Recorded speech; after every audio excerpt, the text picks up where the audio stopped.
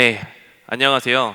오늘 마이크로소프트 에이전틱 AI 스타트업 얼라이언스의 세션을 맡게 된 마이크로소프트의 황성욱입니다. 반갑습니다.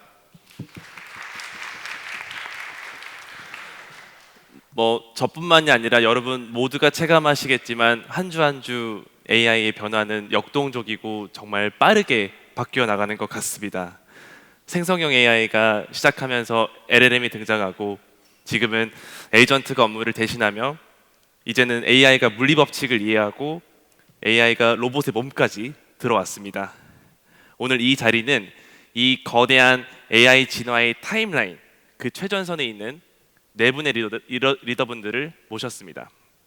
단순히 기술 소개를 넘어서 마이크로소프트와 함께 어떻게 파트너십을 맺고 있고 어떻게 시장을 개척해 나가고 있는지 들어보도록 하겠습니다. 본격적인 소개에 앞서서 네 분의 대표님들께서 직접 회사 소개를 해주시는 게 좋을 것 같습니다. 먼저 모티프의 임정원 대표님, 회사 소개와 소개 부탁드리겠습니다. 네, 안녕하세요. 저는 모티프 테크놀로지스 대표 임정원이라고 합니다. 저희 회사는 LLM부터 시작을 해서 이미지 생성 모델, 비디오 생성형 모델, 이렇게 각종 생성형 AI 모델을 연구 개발하는 파운데이셔널 AI 딥테크 회사입니다. 네, 잘 부탁드립니다. 네, 감사합니다. 다음은 이넨스의 이승현 대표님 소개 부탁드리겠습니다. 네, 안녕하십니까. 이넨스 창업자 이승현입니다.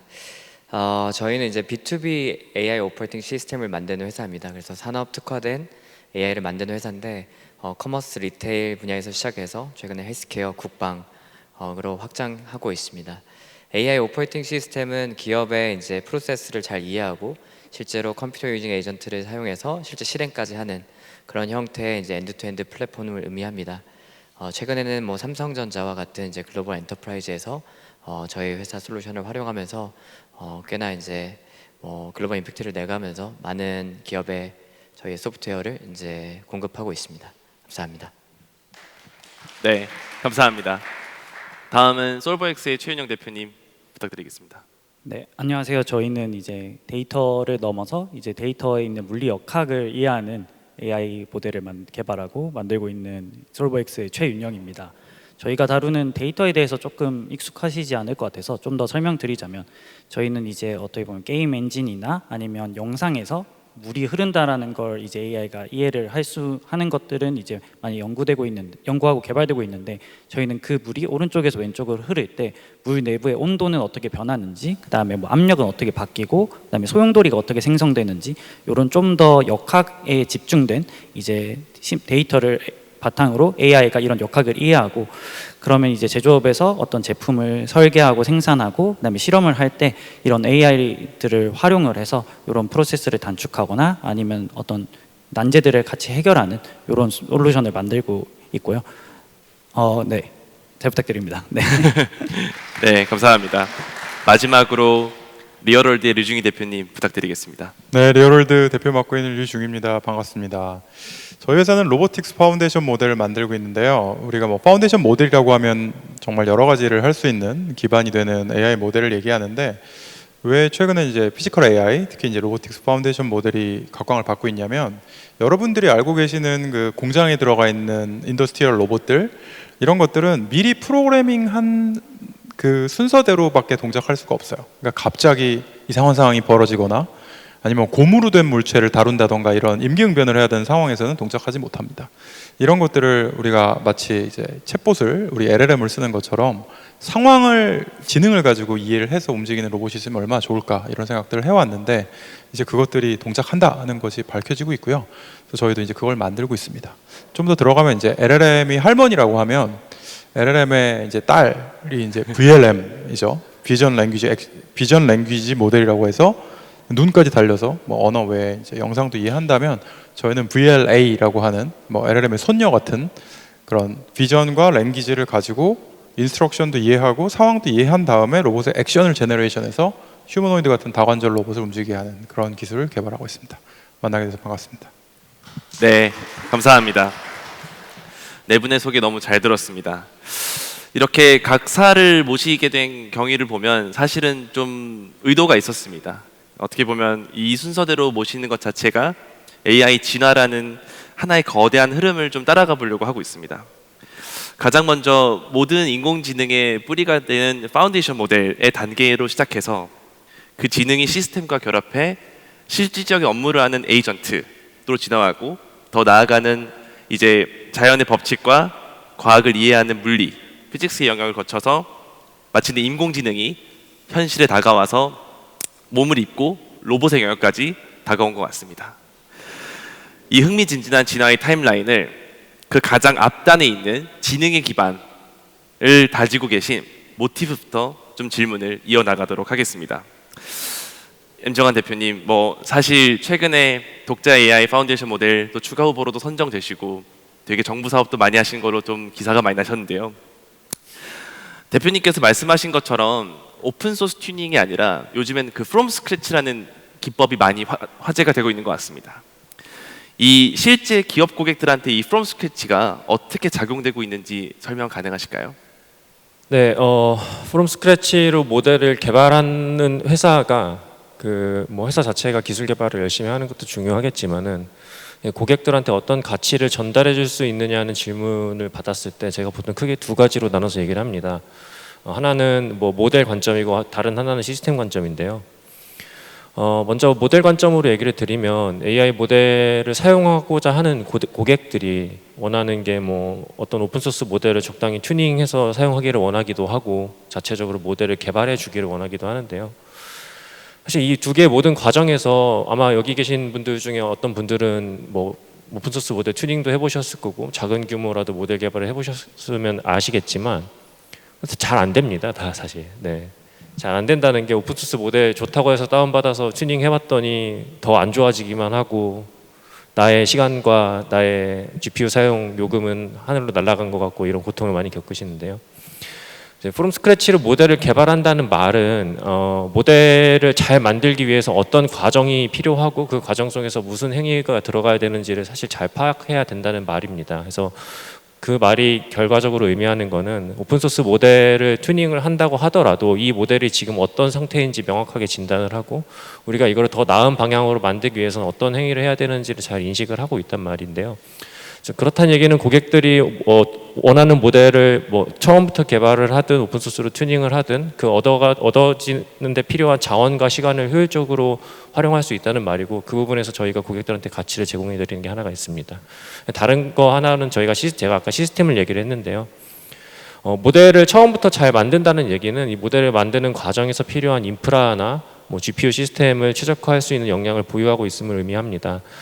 그렇다는 얘기는 고객들이 모델을 사용하고자 하는 관점에서 볼 때 모델을 도입을 했으면 사용을 해야 될 텐데 보통의 고객들이 가지고 있는 GPU 인프라는 되게 열악합니다. 아니면은 GPU를 도입하기 위한 자본도 충분하지 않고요. 이제 그랬을 때 내가 원하는 모델을 사용하기 위해서 어떤 최적화를 해줘야 되는지 어떤 종류의 효율화를 해줘야 되는지를 저희가 잘 알고 있고 그것들을 잘 제공해 줄 수 있다는 말입니다. 그래서 이렇게 저희가 기술 개발하는 관점에서 쌓인 역량 자체를 공급해 드리는 것을 통해서 고객 가치를 제공드리고 있습니다. 네, 뭐 사실 저도 들어보면 이게 어쩔 수 없이 기술적인 역량 차이가 되게 많이 난 영역인 것 같아요.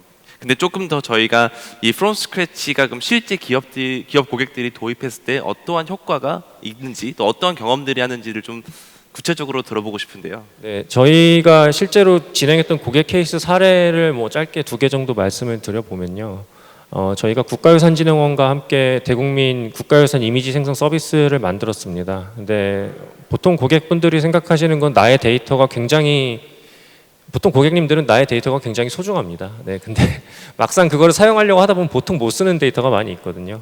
이제 국가유산진흥원이 저희를 처음에 컨택했을 때는 뭐 국가유산진흥원 데이터가 너무 많고 너무 퀄리티가 좋고 이랬는데 막상 저희가 이제 작업을 하다 보면 굉장히 양이 부족하고 이거로는 도저히 좋은 모델을 만들 수 없다라는 판단을 했는데 그 과정에서 저희가 이제 저희가 내부적으로 개발해 둔 이미지 생성 모델에 기반하여서 이렇게 적은 데이터를 가지고 국가유산진흥원이 원하는 수준의 모델을 만들기 위해서 우리가 어떤 작업을 해야 되는지 이미지를 어떻게 잘 활용해야 되고 우리가 지금까지 그 부어놓은 이 레시피에 기반해서 저희가 이미지 생성 모델을 만들 때 부어놓은 레시피에 기반해서 어떤 종류의 레시피를 추가로 더 부어야 뭐 결과를 만들 수 있을지에 대해서 고민을 했고 그 결과로 지금은 국가선진흥원 실제로 뭐 들어가서 사용해 보실 수 있는 상태로 이미지 생성 서비스가 구축이 되어 있습니다.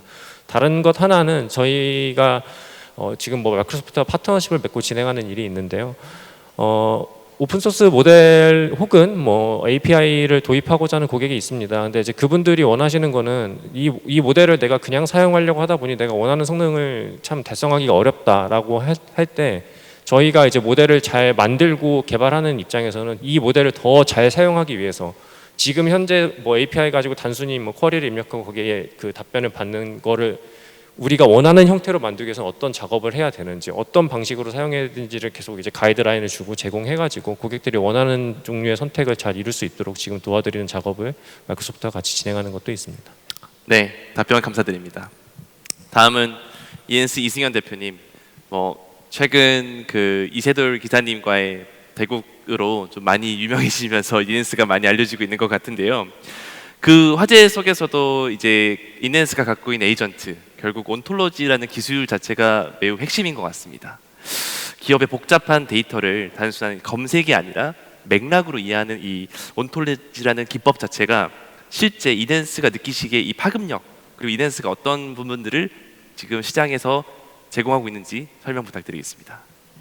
일단은 그 이세돌 국수님과 뭐 저희 회사가 한 이벤트는 생각보다 많이 보셔서 저희도 놀랐고 한 1,000만 명 이상 보신 것 같습니다.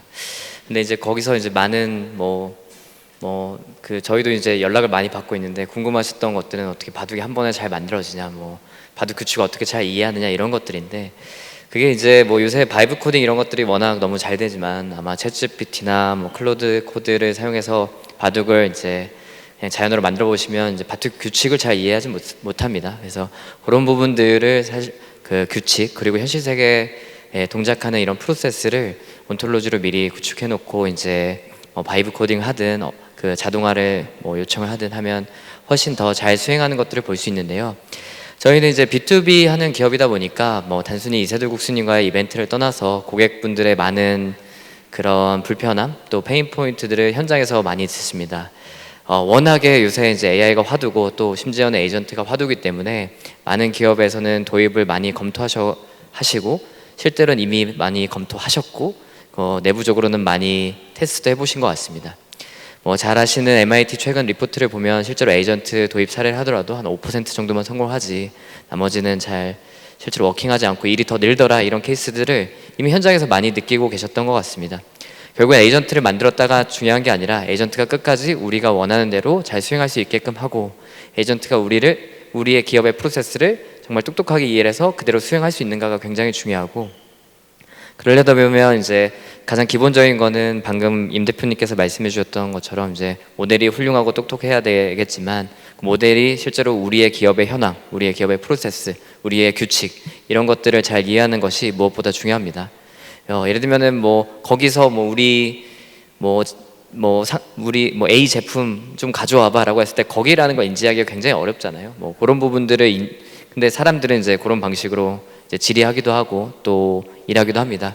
그래서 그런 맥락을 파악하기 위해는 여러 가지 방법이 있겠지만 가장 이제 사실 오래되기도 하고 지금은 이제 또 가장 각광받고 있는 그런 방법론 중 하나가 온톨로지라고 생각합니다.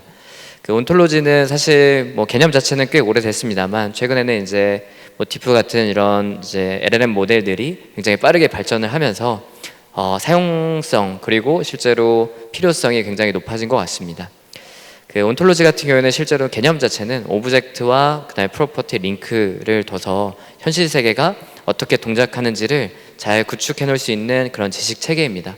이 지식 체계를 구성하는 이유는 앞으로는 이제 AI가 그 현실 세계를 잘 인지해서 어떤 일들을 처리해야 되기 때문에 반드시 필요한 일이고 그 개념 자체는 1980년대부터 이제 월드와이드 웹을 이제 만들었던 팀 버너스리가 이제 고안한 개념인데 이제는 이제 LLM들 통해 가지고 이제 본격적으로 이런 부분들이 더 각광받고 더 필요해지는 시기가 된 것 같습니다. 그 온톨로지라는 개념은 사실 어렵지만 우리가 그 앞으로 이제 시대에서 기업에 일하는 사람이 많을 것인가 일하는 뭐 에이전트가 많을 것인가라고 보면 이런 사람이 준다는 개념보다는 일하는 에이전트가 훨씬 많아질 것이라는 것은 어찌 보면 좀 자명한 사실입니다. 일하는 에이전트가 더 잘 일하게끔 하려면 우리가 어떻게 일하는지 방식을 잘 구축해 놓을 필요가 있고 거기에서 온톨로지에 대한 필요성은 조금 더 각광받고 있는 것 같습니다. 그래서 뭐 저희 지금 현재 만나고 있는 국내 뭐 30대 기업 내 대부분 기업들은 온톨로지 도입에 대해서 굉장히 관심이 많고 실제로 저희가 마이크로소프트와 협업을 통해서 굉장히 많은 POC 그리고 또 상용화 과제들을 함께 해나가고 있습니다. 그런 걸 통해서 정말 그 기업들에서도 관심이 많고 심지어는 이제 기업을 넘어서서 그냥 일반 이제 그런 개인 사용자들에게도 뭐 온톨로지에 대한 관심이 굉장히 뜨거워지는 것 같습니다. 결국 말씀 주신 그 기술의 관건도 기업의 암묵지를 얼만큼 또 잘 구조화하냐가 중요한 것 같아요. 실제 현장에서 온톨로지 설계 자체가 많은 이슈가 또 되고 화제가 되고 있는 만큼 이 영역 자체가 근데 효과가 뛰어난 산업이라던가 또 시장이 있다라고 하면 어디가 있으셨을까요? 일단은 저희도 이제 모든 산업을 다 저희가 테스트해 본 건 아니지만 특별히 이제 저희가 잘 도메인 날리지를 가지고 있는 커머스 리테일 사업에서는 굉장한 임팩트가 있습니다. 예를 들면은 우리가 퇴근을 하고 나서라도 사실 우리 상품의 가격 관리를 잘해야 되는 것은 필요한데요. 뭐 그런 경우에 사람 대신에 우리의 이제 전략대로 이렇게 운영하는 것들을 온톨로지 기반으로 이제 자동화하면서 실제로는 저희 모 고객사의 경우에는 작년에 한 해만 수백억 단위의 이제 순마진의 증액이 있을 정도로 굉장히 큰 임팩트를 보고 있고 우리가 잘 아는 온톨로지의 적용 케이스는 사실 국내뿐만 아니라 해외에서도 뭐 국방, 뭐 의료의 영역으로 계속 확장해 나가고 있습니다. 저희가 이제 뭐 커머스 리테일 외에도 뭐 금융 그리고 국방, 뭐 헬스케어 이런 부분에서 기존의 시스템과 온톨로지를 적용했을 때 그 차이점은 저희도 느끼고 있고 저희 고객사도 극명하게 느끼고 있는 점을 요새는 자주 마주하고 있습니다. 네, 말씀 감사드립니다.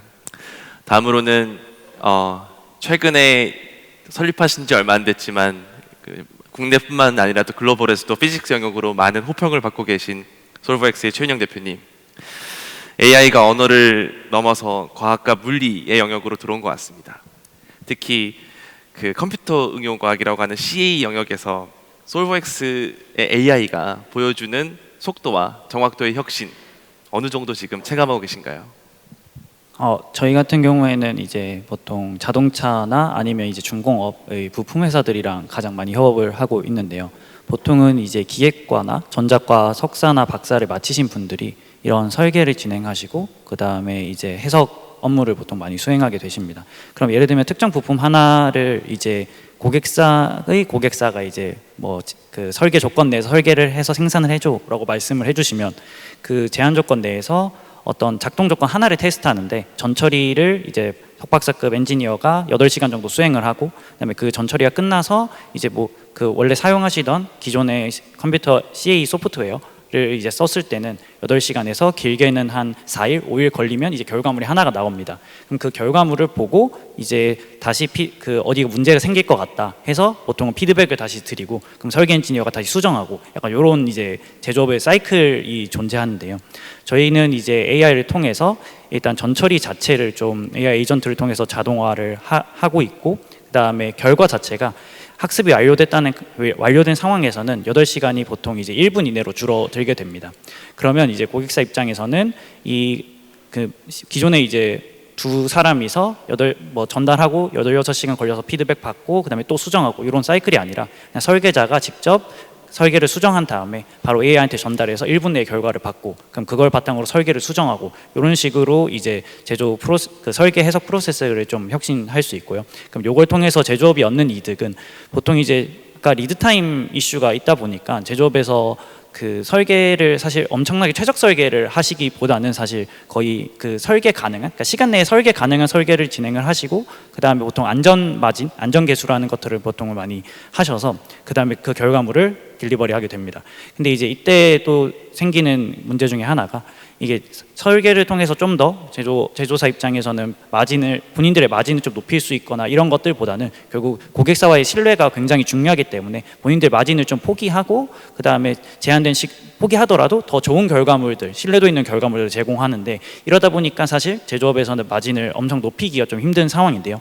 AI를 도입해서 고객사분들이 저희한테 기대하는 바는 이 속도 향상을 통해서 이 좀 더 많은 설계안이나 아니면 좀 더 다양한 재료들을 탐색을 하고 그 탐색된 결과물로 이제 고객사한테 기존과 동일한 좋은 신뢰도 높은 결과물을 제공하는데 동시에 이제 마진을 좀 높이고 아니면 뭐 좀 더 좋은 작동 조건에서 혹은 폐기물을 줄인다든지 소재를 줄인다든지 하는 이런 기대를 가지고 저희를 이제 바라보고 사용해주고 계십니다.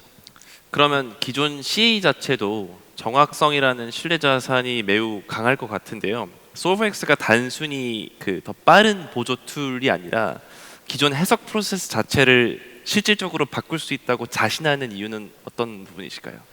네, 저희가 이제 기존에 오래 뭐 수십 년간 이어졌던 기존 해석 프로세스를 단기간에 당연히 바꾸기는 좀 쉽지 않은데 두 가지에 좀 초점이 맞춰져 있는데요. 첫 번째는 이게 이제 저희도 실제 고객사분들과의 제품을 딜리버리하고 이제 피드백을 받을 때 가장 효용성을 느끼는 부분이 어디냐고 하시면 사실 그 8시간 그 해석 시간을 줄여주는 것도 줄여주는 건데 결국은 이제 직원분들이 본인이 좀 소위 말하는 노가다 작업을 줄여주는 행위 자체를 좀 더 좋아하시더라고요. 그래서 이거는 기존의 수치 해석 소프트웨어들은 엄청 좀 엄밀한 전처리를 요구를 기본적으로 하기 때문에 엄청 사람이 눈으로 한 땀 한 땀 약간 장인 정신을 가지고 메시를 짜고 물리적 경계 조건을 입력하고 약간 이런 것들이 필요한데 AI를 활용한다면 이 과정을 많이 단축시킬 수 있습니다. 그냥 메시 짤 필요 없이 경계 조건이 제대로 들어갔나 확인만 한 상태로 버튼 누르면 바로 결과가 나오니까 이런 이제 실제 실사용자분들의 뜨거운 성원에 힘입어 이제 좀 저희가 바꿀 수 있지 않을까 이런 좀 첫 번째 기대를 하고 있고요. 두 번째 기대는 이제 예를 들면 뭐 그 기존에 이제 프로그램들이 많이 있는데 또 새로운 역학, 예를 들면 최근에 이제 로봇 발전을 통해서 예를 들면 어떤 더 정밀한 작업을 로봇에서 요구하면 또 더 정밀한 해석이나 아니면 뭐 다양한 환경에서 실험을 해야 될 필요가 있는데 기존에 이제 상용 소프트 그 CA 소프트웨어 회사들은 이거를 방정식을 직접 손으로 풀고 그 다음에 그걸 프로그램을 한 땀 한 땀 개발하고 그 다음에 프로그램을 업데이트해주고 그걸 결과물을 제공하고 이런 식으로 이제 뭐 새로운 역학이나 새로운 문제를 풀고 있는데 저희는 이제 AI의 그 데이터 기반의 학습에서 좀 적응성이 있으니까 기존의 사전 잘 학습된 저희의 피직스 AI 솔루션을 이제 역학이 바뀌더라도 그 역학의 데이터나 아니면 그 역학 특징들을 모델에 학습시켜서 이런 이제 새로운 역학 문제에 대해서도 좀 확장성이 있게 결과물을 제공하는 것을 목표로 하고 있습니다. 그래서 이런 두 가지 차이점 때문에 이제 점진적으로 저희가 기존 해석 시장을 조금씩 개척해 나갈 수 있다고 생각합니다. 네, 말씀 감사드립니다. 마지막으로 리얼월드의 류중희 대표님, 이미 국내뿐만이 아니라 지금 전 세계적으로 만들고 계신 모델 자체가 네, 많은 기대를 지금 받고 계신데요. 올해 단연 그 키워드는 피지컬 AI인 것 같습니다. 뭐 가상세계 AI의 현실의 로봇을 실제 현실로 끌어내고 계시고 리얼월드가 이제 정의하는 로보틱스 파운데이션 모델, 이 부분에 대해서 대표님의 말씀이 듣고 싶습니다. 그러니까 저희가 풀려고 하는 문제는 노동의 문제인데요. 그러니까 뭐 우리가 어렴풋이 짐작하지만 인간의 그런 육체적이지 않은 노동이 AI로 대부분 대체되거나 AI가 더 사람보다 일을 잘할 수 있겠구나라는 걸 다 체감하시잖아요. 그러면 똑같은 일을 이 피지컬 월드에서 일어나게 하려면 어떻게 해야 되는가? 실제로 공장을 가보시거나 이 서비스 현장을 가보시면은 아직도 사람이 하고 있는 일은 굉장히 많습니다. 제가 좀 놀란 게 처음에 저희가 이 사업을 시작할 때는 당연히 이제 매뉴팩처링, 그러니까 제조 분야가 제일 디맨드가 클 거라고 생각했거든요. 근데 놀랍게도 이제 지금 저희랑 일을 제일 많이 하고 있는 곳들은 서비스, 그러니까 뭐 호텔을 매니지먼트 한다던가 아니면 편의점, 그 다음에 뭐 물류센터 이런 곳들이 더 많은데 생각해 보면 일본이나 한국은 인구 절벽 때문에 지금 사람이 줄잖아요. 아이가 태어나질 않아요. 아이를 우리가 안 만들고 있어요. 근데 편의점은 오히려 더 많이 생겨야 되거든요. 초고령화 사회가 되면은 근처에 오래 차를 타고 가지 않아도 바로 코앞에 편의점이 있어야 생활 편의를 누릴 수 있으니까. 그러니까 더 디맨드는 많아지는데 예를 들면 공장이라면 우리가 이거를 인건비가 싼 뭐 인도로 옮긴다든지 아프리카로 옮긴다든지 할 수 있는데 내 눈앞에 있어야 되는 편의점을 아프리카로 옮길 수는 없는 거잖아요. 그러니까 오히려 그런 인간 노동이 더 많이 필요해지는데 인간은 줄어드는 딜레마를 겪고 있다는 거죠. 그럼 저는 이게 인간 진화의 어떤 끝이라고 생각해요. 그러면 그 빈틈을 메꿀 수 있는 지능이라는 건 뭐냐가 이제 저희가 제공하는 로봇 파운데이션 모델의 핵심 정의가 되겠습니다. 그러려면 사람 혹은 사람을 초월하는 정도의 지능을 가져야 되는 거죠. 그러니까 상황 판단을 해야 되는 거예요. 근데 이 상황이라는 게 LLM이라고 하면 언어적 상황이죠. 나한테 언어로서 준 프롬프트를 갖고 판단을 하는 거예요. 근데 뭐 VLM이다. 그러면 내가 입력받은 비디오 혹은 이미지 정보에서부터 추론을 하는 거죠. 근데 이 모든 것들 내가 그냥 사람이라고 생각하면 뭐 촉각이라던가 청각이라던가 시각이라던가 이 모든 정보를 멀티모달로 받아들여서 당장 0.001초 뒤에 내가 어떤 행동을 해야지 되느냐. 제가 되게 많이 드는 예가 정말 그 빠른 속도로 날아오는 공을 잡을 수 있나? 뭐 이런 걸 얘기했을 때 저도 운동신경이 되게 없는 사람이라 날아오는 공 잘 못 잡거든요. 근데 그러려면 공이 날아오는 궤적도 내가 봐야 되고 그 다음에 추론을 해야 되는 거죠. 저 정도 속도로 날아오면 내가 손을 이 정도로 뻗어야 잡겠지. 근데 그런 것들을 되게 동물적인 감각으로 몇 밀리세컨드 안에 해낼 수 있는 지능을 만들어내는 그런 게임을 하고 있다고 생각합니다. 네. 결국 또 이제 중요한 것은 기술이 그 실제 산업 현장에서 어떻게 쓰이냐일 것 같은데요. 리얼월드가 이제 현재 시장에서 또 어떤 파트너분들과 협력하고 계신지도 좀 궁금하고 또 그러기 위해서 어떤 실행을 위한 준비들을 하고 계신지 또 말씀 부탁드리겠습니다. 네, 제가 질문을 듣기 전에 제가 초능력을 발휘해서 답을 먼저 말씀드릴 셈이 됐는데 크게 세 개의 영역에 집중하고 있습니다. 하나는 제조, 그 다음에 물류, 그 다음에 약간 서비스라고 얘기한 주로 이제 호스피털리티죠. 우리 사람 점원이 되게 많이 필요한. 예를 들면 편의점이 저는 되게 좋은 예라고 생각하는데 편의점은 24시간 해야 되잖아요. 그러니까 저는 인간한테 되게 가혹한 조건인 거죠. 밤을 새고 편의점에서 일하고 싶어하는 사람들이 누가 있겠어요? 3교대로 보통 일을 합니다. 그래서 그렇지만 우리가 뭐 몸이 아프거나 뭐 배가 고프거나 이럴 때 새벽에도 열려 있는 편의점은 정말 고마운 존재인 거죠. 그래서 이런 곳들하고 일을 하고 있고 예를 들면 일본의 유명한 로손이라던가 그다음에 한국으로 치면 롯데 호텔이라던가 뭐 이런 곳들하고 일을 하고 있고 뭐 CJ 같은 물류 회사들하고 일을 하고 있고 뭐 제조 회사들 이름은 말씀드릴 수 없지만 몇 개 굉장히 글로벌한 제조 회사들하고 일을 하고 있습니다. 이런 쪽의 디맨드가 가장 크고요. 아까도 잠깐 말씀드렸지만 실제로 현장에 가보면 예를 들어 공장이라고 치면요 이미 굉장히 많이 자동화가 되어 있거든요. 예를 들면 진짜 차체를 로봇이 들어가지고 막 돌려요. 이런 것들은 원래 사람이 할 수 없잖아요. 이런 것들은 이미 진작에 자동화가 되어 있어요.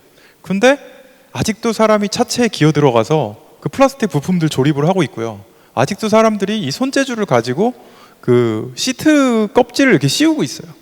이런 것들은 자동화된 로봇이 아직 할 수 없거든요. 근데 왜 그럴까 생각해 보면은 예를 들면 플렉서블 케이블을 조립한다라고 하면은 이 케이블의 형상이 다 달라요. 사람들은 그걸 보고 일종의 3차원 퍼즐을 실시간으로 푸는 건데 엄청 빨리 풀거든요. 꼬여 있는 거 다 풀고 해가지고 그냥 소켓 찾아서 딱 끼운단 말이죠. 근데 그거를 기존의 산업 자동화 로봇으로는 풀 수가 없습니다. 왜냐하면 그 상황을 프로그래밍 할 수가 없기 때문이죠.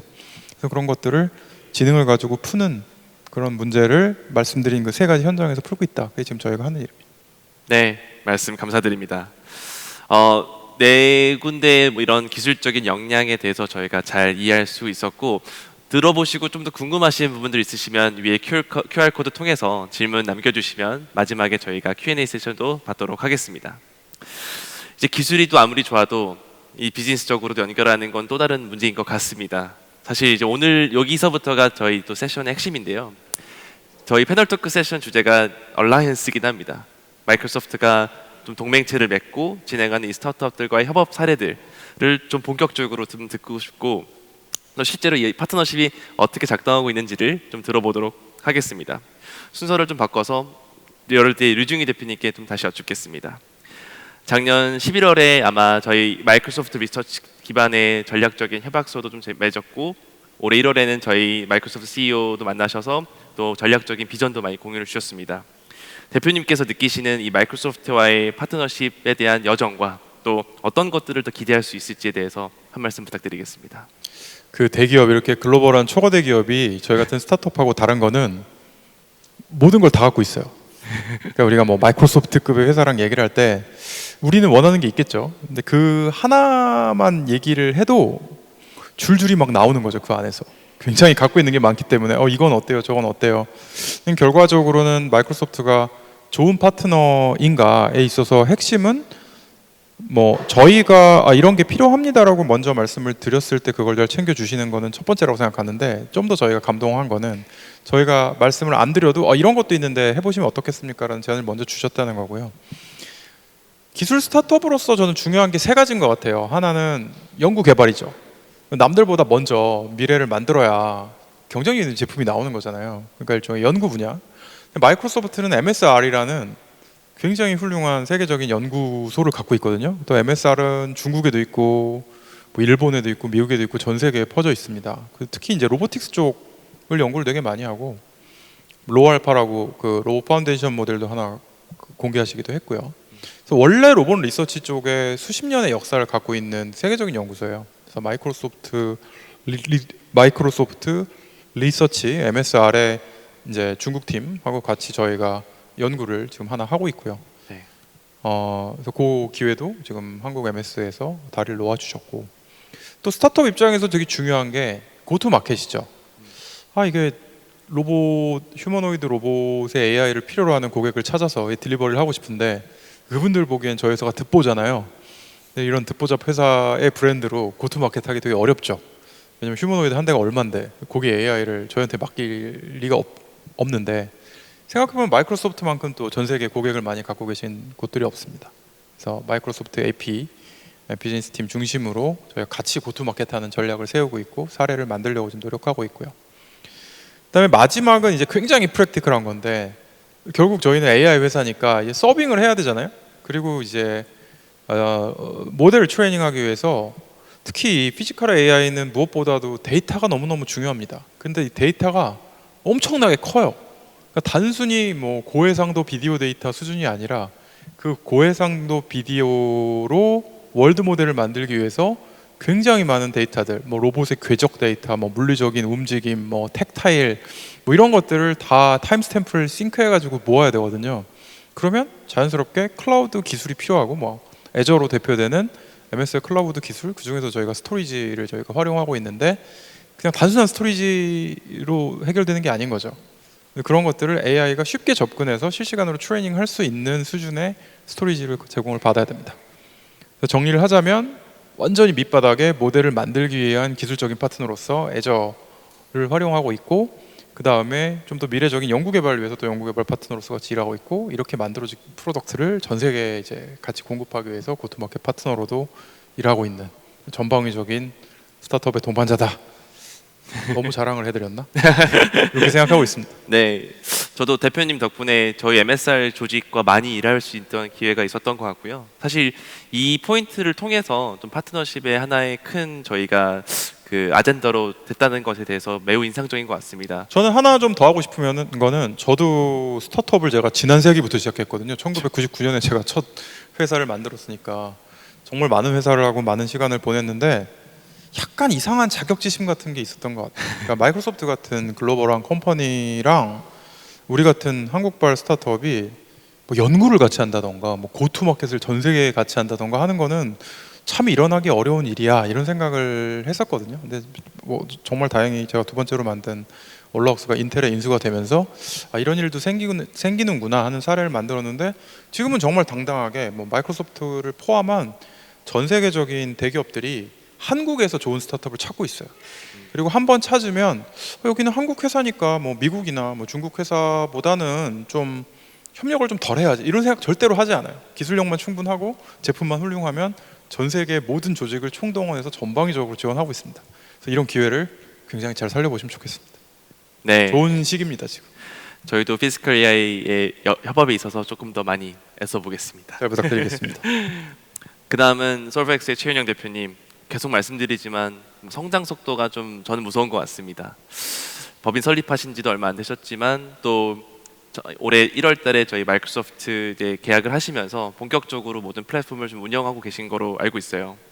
근데 비단 이런 또 클라우드 사용 이외에도 아까 뭐 류중인 대표님 말씀하신 것처럼 저희가 고투마켓이나 이런 부분들을 좀 어떻게 지원드리고 계신지 대표님의 시선에서 한번 듣고 싶습니다. 네, 사실 말씀해주신 좋은 시기를 잘 타고 좀 시작해서 잘 좀 편하게 선배님보다 하고 있는 것 같고요.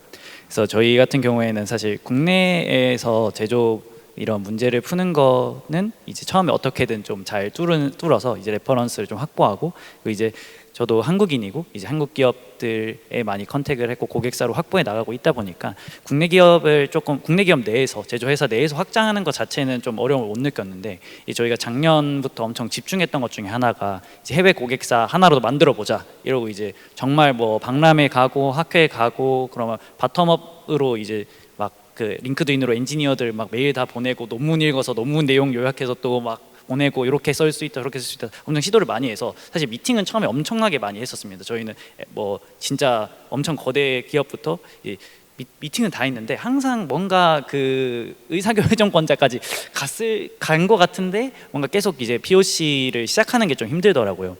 근데 그 이유를 저희가 생각해 보면 일단 그 저희가 다루는 데이터 자체가 예를 들면 뭐 어떤 그 회사의 설계 도면이랑 그다음에 그 회사 설계 도면을 바탕으로 실제 실험을 한 내용들을 저희가 실제로 학습을 위해서 무조건 확인하고 데이터를 받아야 되다 보니까 아무래도 이제 한국 회사는 저희가 한국인이고 국내 기업이니까 조금 심리적 저항이 좀 낮으셨을 것 같은데 해외 입장에서는 저희가 외국인이다 보니까 아무래도 그 심리적 저항이 좀 높았을 거라고 생각이 들더라고요. 그래서 저희도 이제 어떻게 하나 약간 이런 고민을 많이 하고 있던 차에 이제 마이크로소프트 GTM 팀과 그다음에 이제 글로벌 셀러 분들과 좀 이제 저희가 같이 좀 팀을 짜서 저희 발표 내용이나 아니면 부족했던 부분에 대해서 좀 피드백도 받을 수 있었고 그리고 이제 직접 그 미팅에 같이 참여도 해주시면서 이제 미팅을 좀 진행을 했고요. 그 덕분에 이제 자동차 완성차 글로벌 완성차 업체 한 군데랑 그 다음에 이제 일본의 반도체 업체인 라피더스나 아니면 이제 미국의 파운더리 업체인 글로벌 파운더리 업체들과 이제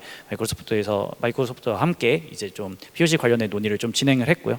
그 중에 이제 한 군데랑은 실제로 지금 이제 NDA도 맺고 그 다음에 이제 POC 서로 데이터나 아니면 내용 주고 받으면서 실제 POC에 대한 논의까지 좀 구체적으로 진행할 수 있었고 이제 이런 것들이 저희 이제 좀 작고 어떻게 보면 그 외국 분들 입장에서는 타국의 이제 스타트업인데 이런 마이크로소프트와 함께 한다는 것 자체가 이제 그 신뢰도를 좀 레버리지 할 수 있다는 점에서 좀 많은 도움이 되었다고 생각합니다.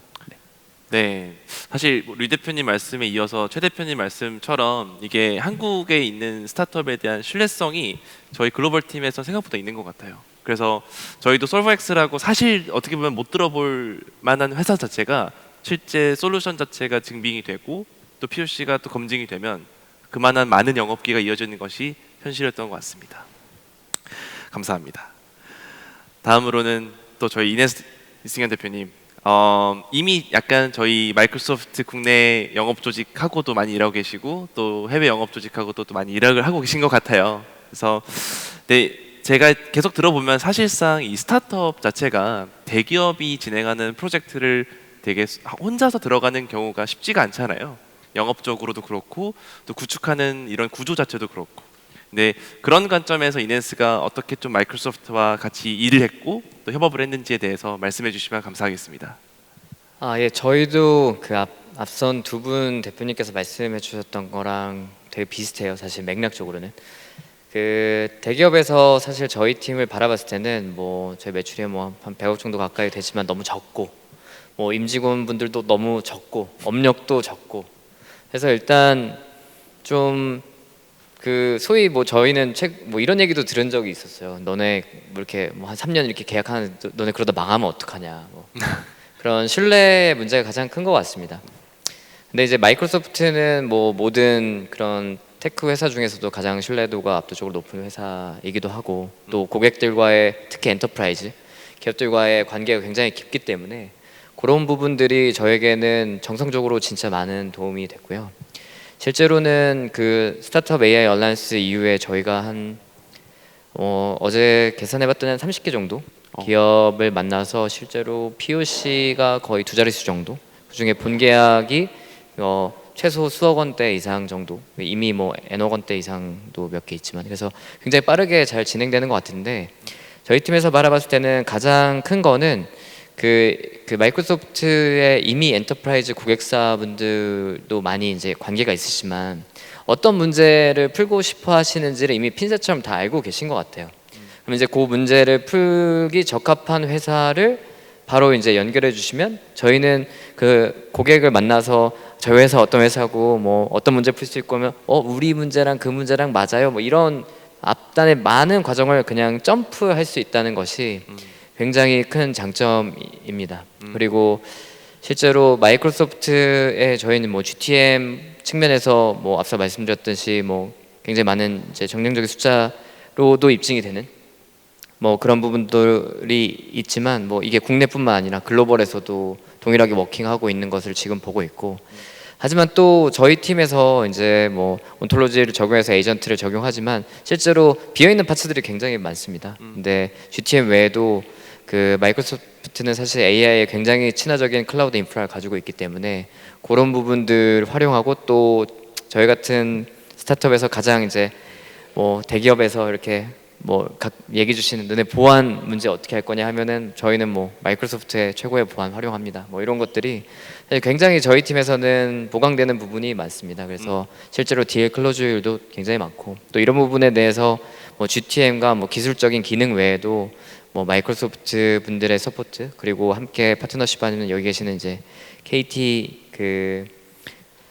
의 서포트 이런 것들이 진짜 즉시적으로 거의 스타트업의 속도에 맞게 뭐 저희 주말에도 미팅 같이 하고 평일 저녁에도 이제 급한 건들 같이 하면서 고객 딜 클로즈를 굉장히 빠르게 해나가는 것들이 저희 팀에서는 뭐 단순히 설레임을 넘어서 요새 저희 팀은 약간 뭐 도파민이라는 얘기 많이 하는데 고객이 너무 막 쏟아져서 이제 뭐 도파민이 이렇게 발생할 정도로 굉장히 잘 워킹하는 것 같습니다.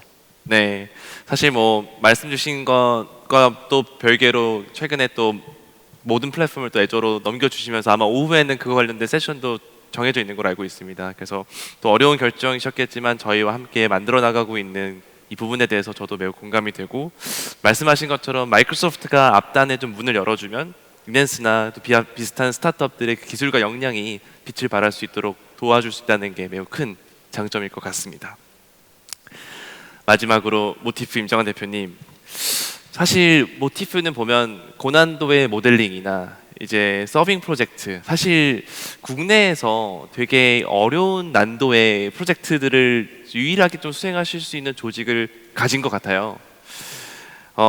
저희랑 이미 일하신 지 좀 오래되셨고 많은 대기업 프로젝트, 이번에 그리고 정부 프로젝트까지 뭐 지금 와서 한번 더 여쭤보자면 왜 마이크로소프트와 시작을 했고 또 또 이렇게 협업을 이어나가고 있는지에 대해서 한번 솔직한 피드백 부탁드리겠습니다.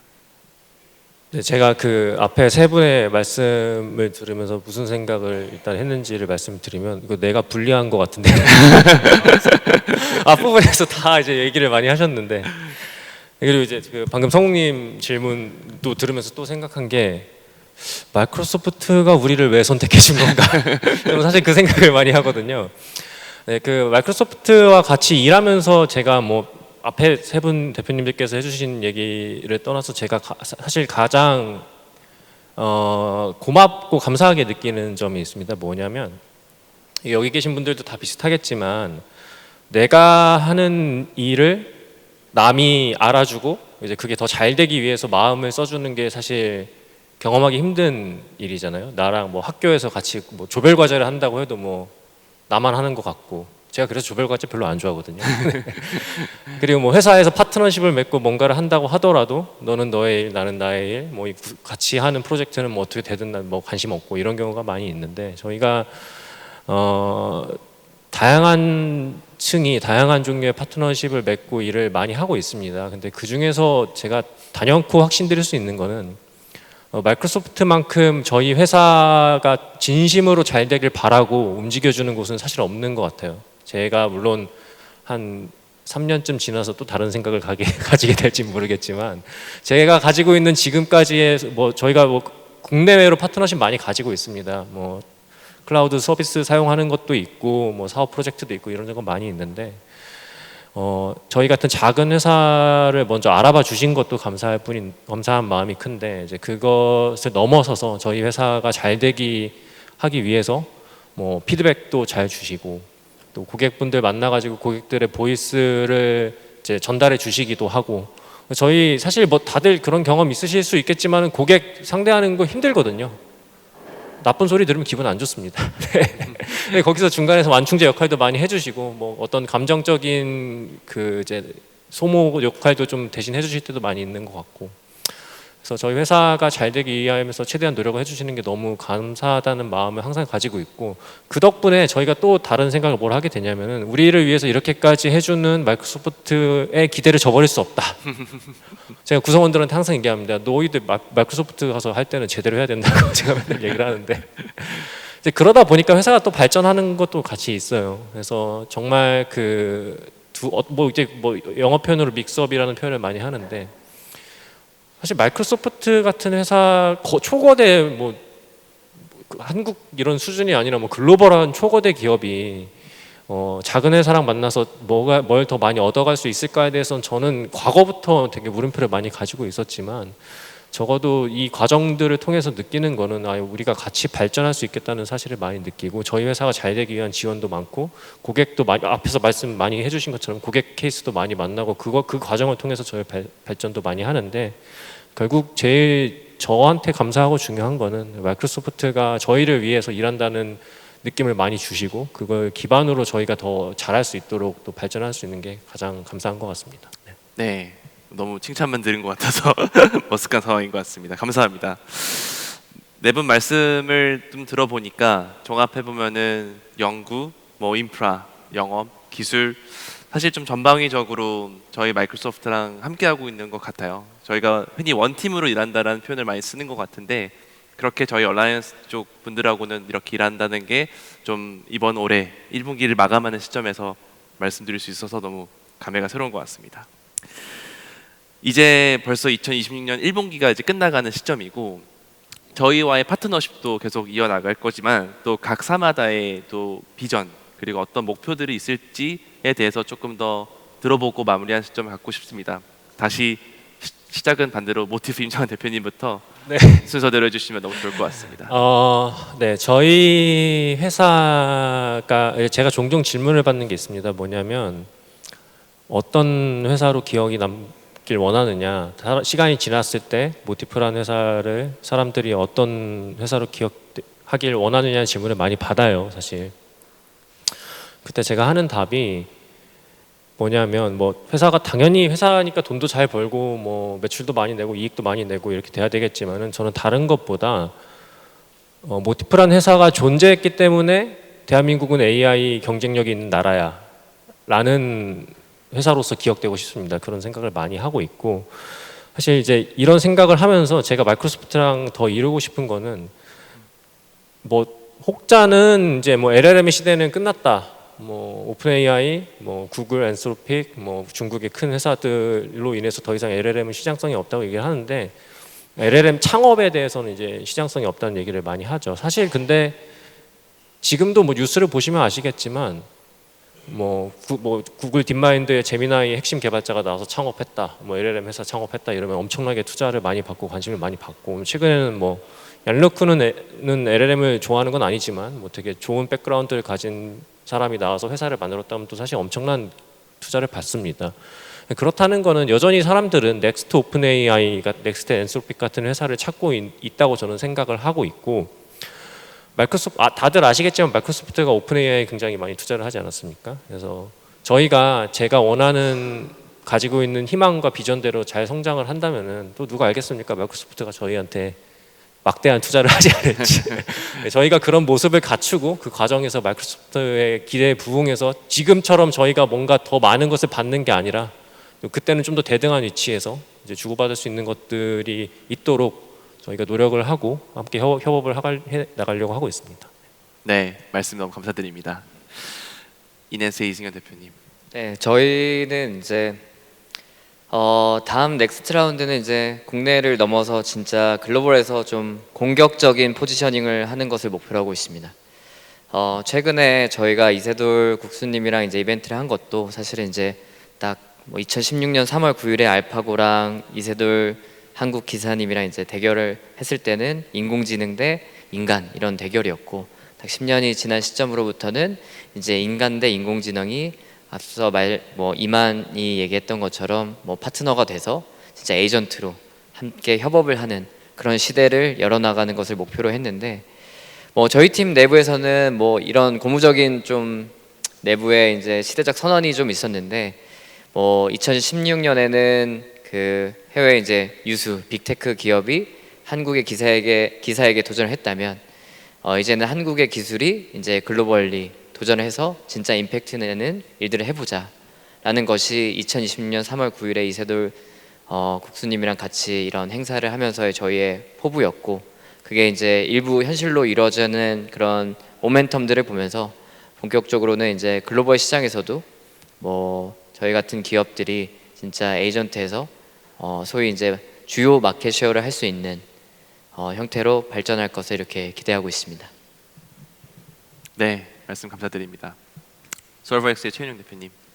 네, 저희는 이제 단기적으로는 제조 회사들이 이제 제조 회사들의 이제 석박사 해석 설계 엔지니어 분들이 단순 반복 업무 대신 좀 더 이제 가치 있는 일에 집중을 하도록 만들어 드리고 싶고, 그로 인해서 좀 이제 제조 회사들의 이제 역량이 빠르게 더 커져 나가는 걸 이제 만들어내고 싶습니다. 그리고 저희가 이제 글로벌하게 제조 회사들 많이 만나면서 좀 재밌는 걸 느꼈는데, 정말 한국이 다양한 제조를 정말 잘하고 좁은 지역에 정말 많이 몰려 있거든요. 예를 들면 미국 같은 경우에는 이제 유체역학 이런 부분, 아니면 첨단 제조에 대해서는 엄청 잘하는데, 예를 들면 뭐 다른 뭐 배터리나 이런 것들은 지금 이제 진행되고 있고, 뭐 독일, 일본도 당연히 돼 있는데, 한국이 사실 면적이 엄청 넓지 않은데, 예를 들면 여기 지역 뭐 차로 30분만 이동하면 여기 배터리 업체 있고, 또 10분만 이동하면 여기 자동차, 뭐 심지어 최근에는 핵융합도 한국에서 또 많이 제조하고 뭐 설계하고 하고 계시거든요.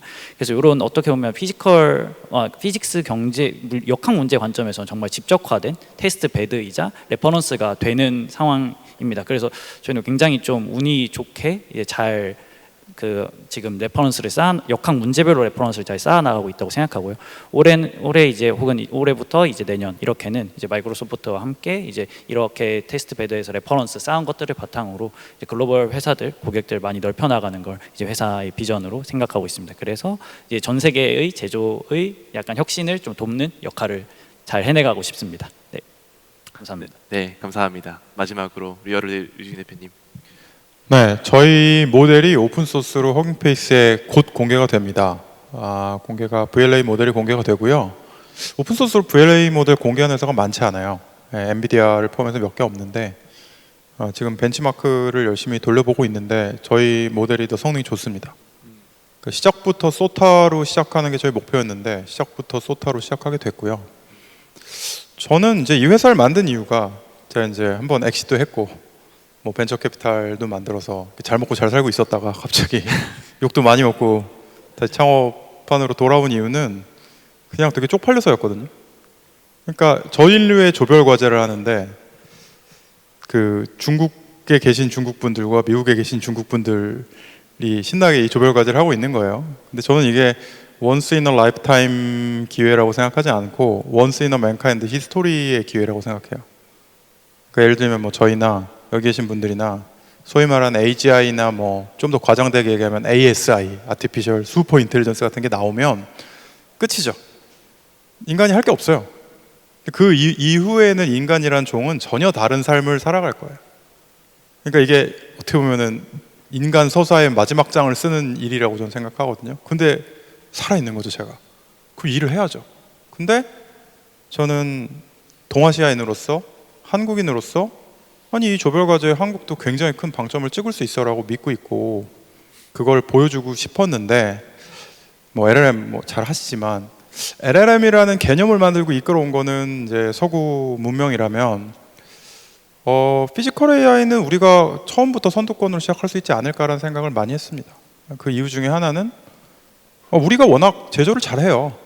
그러니까 AI는 데이터가 한 7할 8할을 차지하는데 그 데이터를 우리가 갖고 있는데 그걸 남한테 줘가지고 뭔가 AI를 만들게 할 수는 없잖아요. 그 자존심이 하나 있었고, 또 하나는 우리나라 연구진들이 진짜 잘합니다. 장난 아니게 잘해요. 그래서 지난 5년간 이 피지컬 AI 관련 논문 숫자로 보면 1위가 CMU거든요.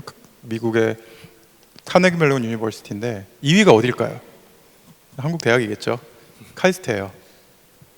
지난 1년간으로 바꾸면 1위가 바뀌어요. 어딜까요? 카이스트면 좋겠지만 베이징대예요. 2위가 어딜까요? 카이스트예요. 이 얘기는 뭐냐면 급격하게 미국에 있는 중국 분들에서 중국에 있는 중국 분들로 연구 헤게모니가 넘어가는 와중에서도 한국은 이렇게 2위로 살아남아 있는 거죠. 그 정도의 저력을 갖고 있는 연구자들이 많다. 그렇다면 우리가 워낙 유구한 전통성을 갖고 있는 이 데이터와 또 굉장히 훌륭한 이런 연구자들이 있다면 소타를 처음부터 찍고 갈 수 있다는 생각으로 회사를 1년 반 전에 만들었는데 1년 반 만에 그걸 증명할 수 있는 오픈소스를 공개할 수 있게 돼서 너무 좋고요. 그래서 이게 로봇에서 돌려야 되니까 보통 사람들이 이걸 돌려볼 수가 없는 굉장히 치명적인 문제가 있는데, 최대한 많은 분들이 그래도 이걸 직접적으로 느끼실 수 있게 저희가 데모도 많이 하고 그런 기회를 많이 가지려고 하니까 많이 응원해 주시고 또 같이 동참해 주시면 좋겠습니다. 네, 너무 감사드립니다. 저희가 오늘 이렇게 내 회사의 마지막 비전까지 잘 들어볼 수 있었고, 마지막으로는 저희가 오늘 참석하신 분들 질문을 좀 몇 개 답변을 하고 좀 마무리하려고 하는데요. 이게 답변이 제가 좀 누적이 돼 있어서 제가 좀 핸드폰으로 몇 개 보고 골라서 좀 드리도록 하겠습니다. 이거는 좀 공통된 질문일 수도 있고 아닐 수도 있긴 한데, 먼저 말씀드리면 AI를 만들 때 가장 어려웠던 의사결정은 무엇이었는지, 기술적으로 가능했지만 또 일부러 선택하지 않은 방향이 있었는지 궁금합니다. 에이전틱 AI를 실제 서비스에 적용할 때 통제하지 못하는 순간은 언제 발생하는지, 그리고 실제 사례가 있다면 어떻게 대응하셨는지 궁금합니다. 일단 이 질문은 제 생각엔 이낸스 대표님께 한번 먼저 여쭤보고 싶습니다. 네, 그 AI 만들 때 사실 저희는 가장 기본적으로 그 저희가 사용할 수 있는 서비스 먼저 찾긴 합니다. 저희가 다 만들 필요는 전혀 없기 때문에. 근데 실제로 만들려고 할 때 없는 경우들이 되게 많아요. 그러면은 그걸 가장 선두로 하고 있는 회사에게 저희는 직접적으로 연락을 하는 편이긴 합니다. 근데 그 회사들과 협업을 하거나 아니면은 뭐 협업이 좀 불가능한 경우에는 저희가 진짜 필요한 코어 기술의 경우에는 뭐 직접 개발하는 의사결정을 하기도 합니다. 근데 요 보통 순서로 의사결정하고요. 그리고 다만 이제 이 의사결정할 때 저희의 리소스는 한정되어 있기 때문에 앞으로 이제 지금 당장 없더라도 저희의 코어 뭐 테크놀로지 아닌지, 그리고 이걸 우리가 조금 모멘텀을 기다리면 저희가 뭐 다른 우선순위 있는 것들을 먼저 처리하고 나면 이제 충분히 개발될 수 있을 것인지를 좀 다양한 디멘전으로 좀 고려하는 것 같습니다. 그리고 에이전틱 서비스 할 때 통제하지 못하는 순간들은 사실 굉장히 많습니다. 근데 그걸 꼭 AI라고 해서 AI 뭐로 다 해결해야 되냐? 그건 아니라고 생각합니다. 엔지니어링을 해결할 수 있는 부분이 훨씬 많고요. 근데 다만 그 엔지니어링을 해결할 때 그 AI를 레버리지를 최대한 활용해서 엔지니어링 할 수 있는 방법으로 하는데, 최근에는 뭐 저희가 뭐 온톨로지라는 이제 이 방법론을 뭐 선택하고 계속 개발하고 있는 것도 뭐 사실은 RAG로 확률적으로 이제 틀릴 수 있는 부분들, 이런 부분들을 통제하기 위해서 이제 온톨로지를 하고, 또 요새는 뭐 하네스 엔지니어 이런 것들 많이 나오는데 그런 부분들 도입해서 처리를 많이 하고 있습니다. 특히 뭐 실제 사례에 대해서 한 가지 정도 말씀드리면은, 저희도 이제 뭐 요 앞서 말씀드렸던 딱 맥락에서 보면 저희가 라지 액션 모델을 이제 저희 내부적으로 이제 엔지니어링을 좀 구축해서 하는데, 실제로는 뭐 모델 튜닝을 한다기보다는 일부 뭐 파인 튜닝을 하고 거기는 이제 엔지니어링으로 개발하는데, 결국에는 사람처럼 컴퓨터를 조작하기 위해서 합니다. 사람처럼 컴퓨터를 조작하는 이유는 저희가 뭐 실시간 의사결정에서 이제 자동화를 해야 되는데, 자동화할 때 API 없는 것들이 굉장히 많습니다. 그러면은 결국엔 뭐 웹사이트 켜가지고 뭐 로그인 해가지고 뭐 클릭하고 뭐 값을 입력해서 처리해야 되는데, 그런 경우에 일을 사실 가장 잘하는 회사가 이제 뭐 저희가 처음에 개발을 했던 당시에는 어댑트라는 회사가 있었고, 어댑트라는 회사랑 이제 뭐 여치저치 뭐 우여곡절 끝에 만나가지고 이제 협업을 하려고 하는데, 그 어댑트 회사가 그 아마존 AGI 랩스로 통째로 인수가 되면서 저희가 같이 하려고 했던 협업이 좀 무산됐었고, 근데 거기서 얻었던 저희가 이제 많은 대화 속에서 또 저희가 개발 충분히 할 수 있었던 그런 엔지니어링 테크놀로지를 가지고 저희가 또 개발을 해서 이제 고객사에게 실제로 상용화 딜리버리를 하는 과정들이 있었는데, 그 과정에서도 컴퓨터적 에이전트가 사실 석세스 레이트가 그렇게 높지 않습니다. 석세스 레이트라고 하면 내가 자연으로 뭐 예를 들면은 뭐 마이크로소프트 가서 뭐 회원 가입해줘라고 했을 때 회원 가입을 못하고 막 30분째 헤매고 이런 경우들이 많은데, 그런 경우를 처리하기 위해서 뭐 사람이 대신 가르치는 뭐 이미테이션 러닝을 적용한다거나 그런 다양한 기법들 통해 가지고 처리하는, 이게 꼭 LLM뿐만 아니라 머신러닝을 적용할 때도 있고, 때로는 진짜 워크플로우의 룰 베이스로 뭐 온톨로지를 기반으로 처리를 할 때도 있습니다. 그런 경우들은 사실 각각이 이제 뭐 좀 다른데, 그런 것들이 이제 좀 저희 팀 내부에서는 저희 팀에 이제 한 8명이 좀 넘어가는데 이제 어느 정도 체화된 것 같습니다. 그래서 이 뭐 A라는 타입의 문제는 사실 RO에 가장 나오게는 온톨로지를 구축해서 하는 게 빠를 때가 있고, 어떨 때는 또 머신러닝으로 해야 될 뭐 이미테이션 러닝으로 처리할 때가 있고, 이거는 일부 데이터의 경우에는 또 CUA 내에 있지만 또 파인 튜닝해서 처리해야 될 것들이 있고, 그런 것들에 대한 것들은 가장 합리적인 선에서, 그리고 기술의 레버리지를 최대한 활용할 수 있는 선에서 결정하는 편입니다. 답변 감사드립니다. 이번에는 그 모티프 대표님께 좀 질문 드립니다. 기업에서는 매뉴얼화된 지식보다 상황에 따른 판단, 즉 맥락이 더 중요할 것 같은데요. 이런 암묵지까지 포함해 AI가 실제로 활용될 수 있게 만들기 위해 초기 단계에서 이를 어떻게 구조해 나가는지에 대해서 좀 궁금해하시다는 질문이 있었습니다. 네, 어떻게 해야 되는지 지금부터 생각을 해봐요. 네, 뭐 농담이고요. 당연히 예를 들면 우리가 이런 상황을 생각해 보면 좋을 것 같아요. 내가 회사 이직을 하든 신입사원이든 어떤 회사에 딱 입사를 하면은 사실 그 회사에 이미 돌아가는 일이 있기 때문에 모르죠.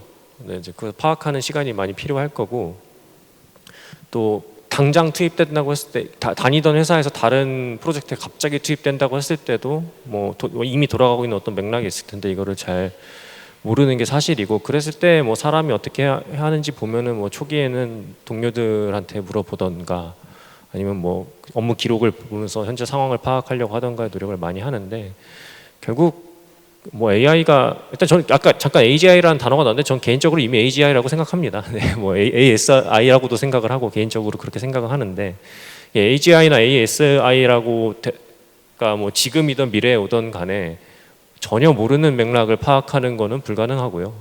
네, 어떻게 모르는 거를 갑자기 추정해서 할 수 있는 건 아니니까요.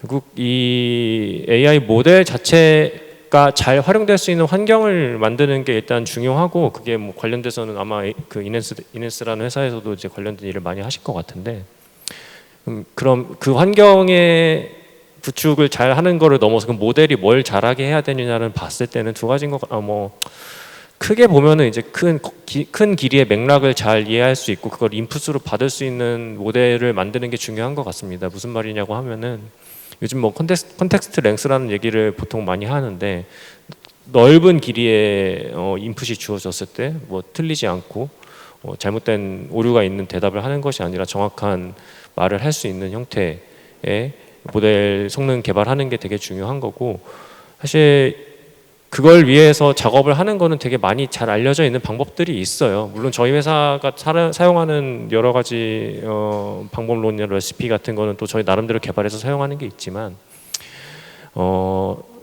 제가 말씀드리고 싶은 거는 어떤 주어진 문제 상황에서 이걸 모델이 해결할 수 있는 문제인 건지 모델이 들어가 있는 환경이 해결할 수 있는 문제인지를 한번 잘 파악을 하고, 그 환경이 해결할 수 있는 문제가 아니라 모델에 뭔가를 발전시켜야 된다는 판단이 들었을 때는 보통 세상에는 그걸 해결하는 방법이 많이 있는 것 같습니다. 네, 그래서 그거를 잘 파악해서 적용하는 게 중요한 것 같고요.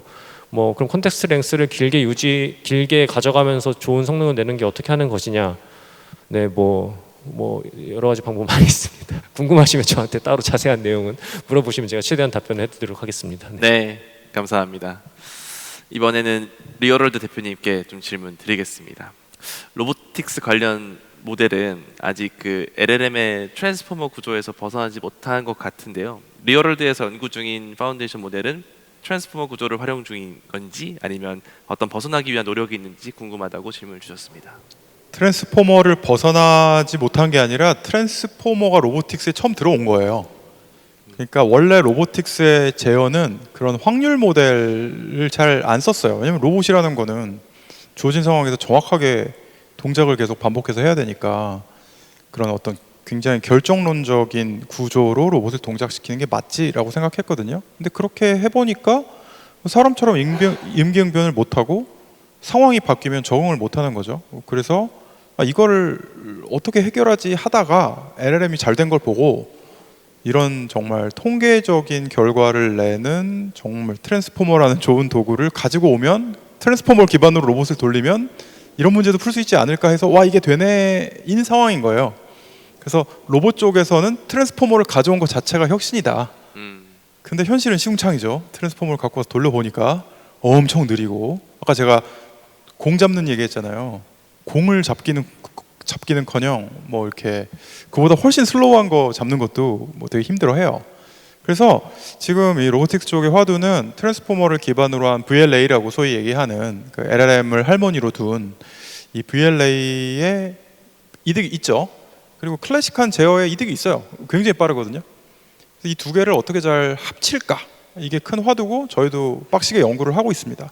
이게 사람의 뇌에 많이 비유를 하는데요. 시스템 1, 시스템 2 이런 얘기를 되게 많이 하는데 시스템 1은 그 동물적인 사람으로 치면 그 소뇌 작용, 운동신경 이런 게 시스템 1이고 대뇌가 추론을 하는 우리가 소위 말하는 뭐 LLM 그 계열 이게 이제 시스템 2거든요. 그래서 VLA는 시스템 2이고 그다음에 거기에 있는 액션 모델과 기존의 어떤 클래식한 로봇 제어를 합친 뭔가 썸씽이 시스템 1 역할을 하는 이 거대한 구조를 잘 디자인하는 게임이고 그래서 저희가 VLA 회사입니다라고 얘기 안 하고 로보틱스 파운데이션 모델 회사인데 저희의 그 로보틱스 파운데이션 모델 스윗 안에 VLA도 들어있어요.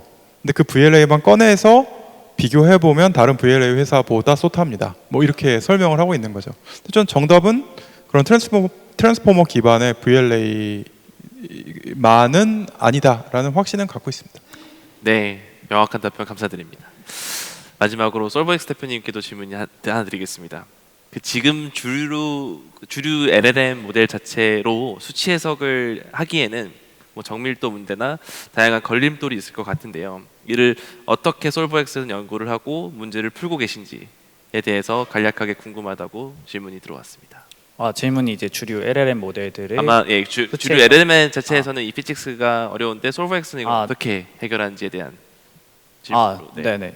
이제 LLM 모델들이 예를 뭐 질문이 약간 두 가지인 것 같은데 LLM 모델 아키텍처를 이제 수치 해석 문제에 적용할 수 있냐도 하나 있는 것 같고 이제 아니면 지금 이제 공개된 LLM 모델들을 직접 수치 해석 모델에 적용 수치 해석 데이터를 분석하는데 적용을 할 수 있냐 이렇게 두 개를 말씀해 주시는 것 같은데 일단은 두 번째 먼저 이제 기존의 LLM 모델들이 일단은 첫 번째로는 LLM 그러니까 언어로 표현된 3차원의 복잡한 형상들을 이제 언어로 표현하고 이해하는 게 좀 어려움을 겪고 있는 것도 있고 두 번째로는 저희가 다루는 데이터가 예를 들면 뭐 난류나 아니면 뭐 플라즈마까지 가면 예를 들면 토큰 수로 따지면 1억 4천만 개 정도 됩니다. 그래서 이제 그런 것들을 이제 기존의 LLM 모델들의 트랜스포머 아키텍처에 넣기에는 좀 이제 힘든 게 있고요. 그래서 저희 같은 경우에는 기본적으로는 이제 그래프 뉴럴 네트워크라는 걸 좀 그러니까 메인으로 좀 활용을 해서 이제 거기서 레이어들 스케일업하면서 쌓아 올려 나가고 있고, 네.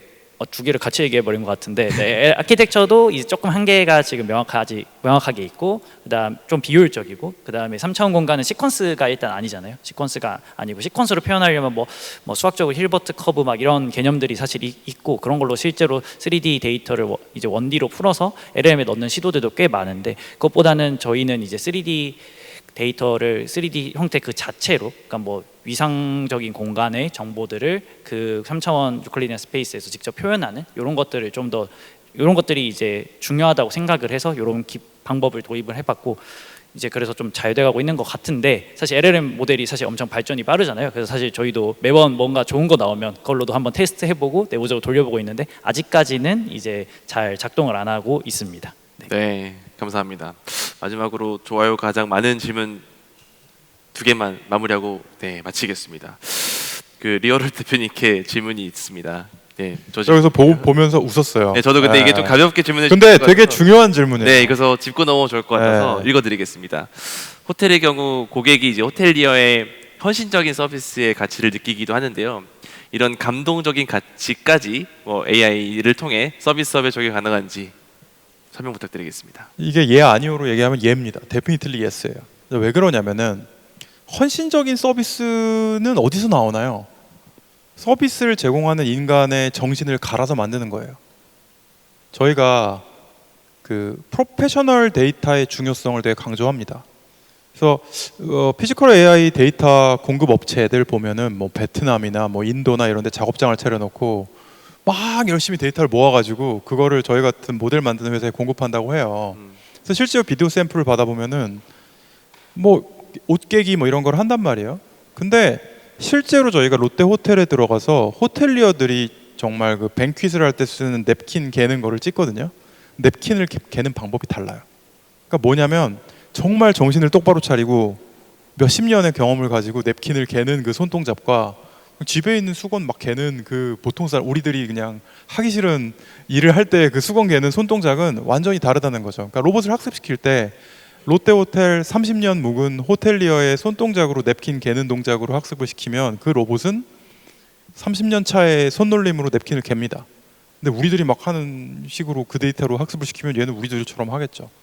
근데 그 30년 차에 냅킨을 개던 분들도 은퇴를 언젠가는 하신다는 거예요. 그분들의 30년 농익은 서비스를 우리가 계속 받고 싶잖아요. 그럼 그분이 후배한테 이걸 가르쳐 줘야 되는데 여기 있는 분들 중에 그 후배가 되고 싶은 분들이 있으세요? 없죠. 그러니까 그 후배는 휴머노이드가 돼야 된다는 거예요. 그러니까 사실은 그 호텔리어의 헌신적인 서비스를 우리가 영속적으로 누리는 유일한 방법은 그 호텔리어의 헌신적인 서비스를 데이터화하는 그 암묵지를 그 물리 공간의 데이터를 데이터화해서 우리의 다음 제너레이션인 휴머노이드한테 가르쳐주는 방법밖에 없다. 뭐 제가 그 일본 편의점하고 일을 한다고 말씀드렸는데 그런 그 로손 같은 일본 편의점에 매뉴얼이 있거든요. 그래서 로봇이 주로 하는 게 이제 픽앤플레이스라고 하죠. 진열을 하는 거예요. 진열 매뉴얼을 보면은 컵라면을 이렇게 배치하잖아요. 근데 컵라면의 상표가 앞으로 가게 배치를 해야 돼요. 그가 뭐냐 새로 채용된 알바도 당일날 그 업무에 투입되면은 설명서에 있는 것처럼 그 상표를 앞으로 이렇게 돌려놔야 되거든요. 이런 게 장인 정신이잖아요. 서비스의 가치를 우리가 느끼는. 근데 그걸 돌리고 있는 알바 입장에서 생각하면 그걸 하고 싶겠냐고요.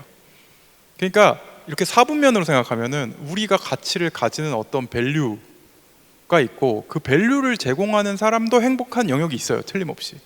근데 어떤 사분면에는 우리는 밸류를 누리는데 밸류를 제공하는 분들이 희생을 해서 그 밸류를 누리는 게 있거든요. 이거는 사람이 할 짓이 아닌 거죠. 그러니까 오히려 생각을 좀 해보면 그런 장인 정신이나 밸류를 극대화하기 위해서는 이게 사람의 몫이 아니라 휴머노이드의 기계의 몫이 될 수밖에 없는 영역은 분명히 있고 저희는 그걸 더 극대화하는 데 기여하고 있다고 생각합니다. 네, 답변 너무 감사드립니다. 오늘 짧지 않은 시간 동안 AI의 최전선 그리고 그 혁신을 가능하게 한 또 강력한 파트너십의 이야기를 많이 들을 수 있었던 것 같습니다. 네 군데 모두 저희 마이크로소프트 에이전틱 얼라이언스에 항상 함께해 주셔서 감사드리며 앞으로의 파트너십과 협업을 더 기대하면서 오늘 이 세션은 마무리하도록 하겠습니다. 오늘 함께해 주신 네 분의 대표님들께 큰 박수 부탁드리겠습니다. 감사합니다.